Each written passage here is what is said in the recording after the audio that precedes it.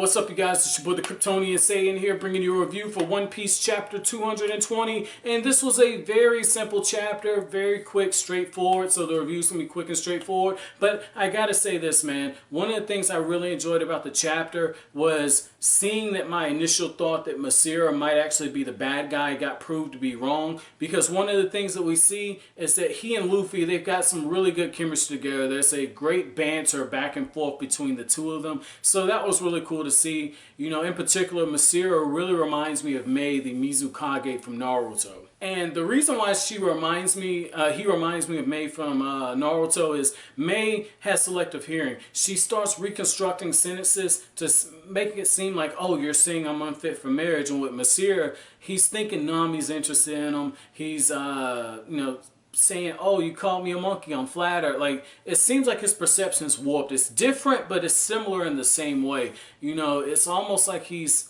I wouldn't say socially awkward, but he doesn't have the emotional intelligence that Luffy has. I can't believe I just called Luffy intelligent to some extent, but I mean, I did. So there's a first for everything, right? But I like what I saw when they were down there salvaging the ship. You know, one of the things that, stood out to me was how their personalities are showing. Luffy's kind of wandering, assessing things. Zoro finds this sword. The sword breaks apart because obviously it's been down there in the ocean for so long. It's rusted and he's having trouble unsheathing it. And then you have Sanji. My dude's climbing up the list of my favorite shonen perverts, man. You know, that wasn't a perverted moment where he's looking at the picture frame and everything. He's got the chick in it, but only Sanji would find a picture of a woman in the salvage. It's like, yo, what the fuck, man? He's scavenger hunting for a woman, right? Another thing that I did like about Sanji's moment was it just shows this dude is a hopeless romantic. It really reminds me of that scene from the Titanic, right? Where they find the heart of the ocean underneath there, and you get this big ass story around this, jewelry or whatnot, and you have a few scenes in there where the people are actually looking at the wreckage and they're like, oh my god, these are people's memories and lives. And I really wonder if Sanji didn't connect in some type of way to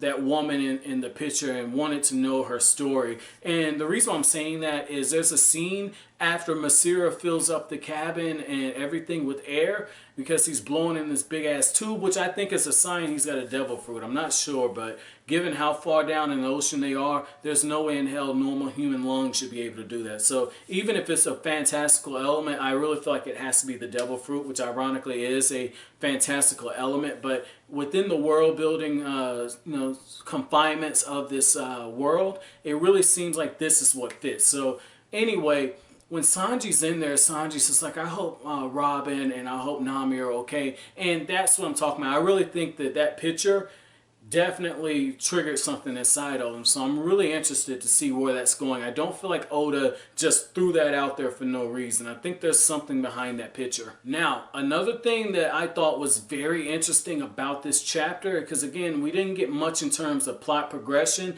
Yeah, we got the sea monsters that ate the ship, and looks like it's going to be dragging Masira's ship and the merry-go by extension, or the Going Merry. But the thing about that is it didn't move the plot. Like on a scale from 1 to 10, this chapter probably moved it on a 3. But we got character development. We got more to Masira. He's the lovable goof. And it really seems like to a certain extent, he's, again, like I said, he's not as emotionally intelligent as Luffy, but at the same time, it seems like, he has those leadership qualities that Luffy has, because there's a scene where he realizes that his crew members are still down underneath, and he doesn't hesitate to dive right in, and he has the monkey punch, and he just knocks that huge-ass eel out the way, which is fucking crazy.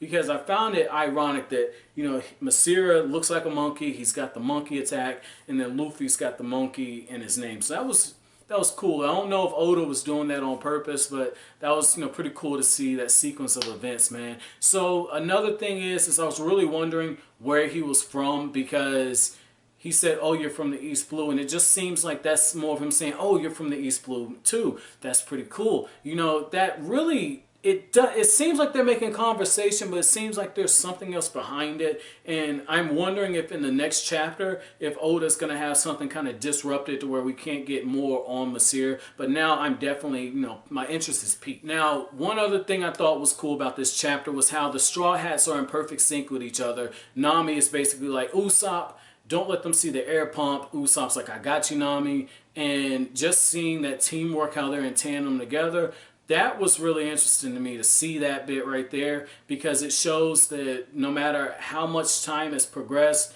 or how far apart they'll be, you got to understand that everyone's on the same page, because Luffy was like, oh, this has got to be Nami. And he's all the way underneath the sea. And then you got Usopp and Chopper and Nami stalling for time. So this was really cool, man, just to see the chemistry and the continued teamwork of the Straw Hats. Like I said, very simple chapter, guys. My chapter question for you guys is, what were your thoughts when you saw Masira jump in there? I thought it was pretty damn brave. And also, what do you think about the interaction between Masira and Luffy, man? But as always, if you like anything I had to say, hit that like button, comment, rate, subscribe, and share. I'll greatly appreciate it. That's it. Thanks for watching Kryptonian Saying. Have an awesome day.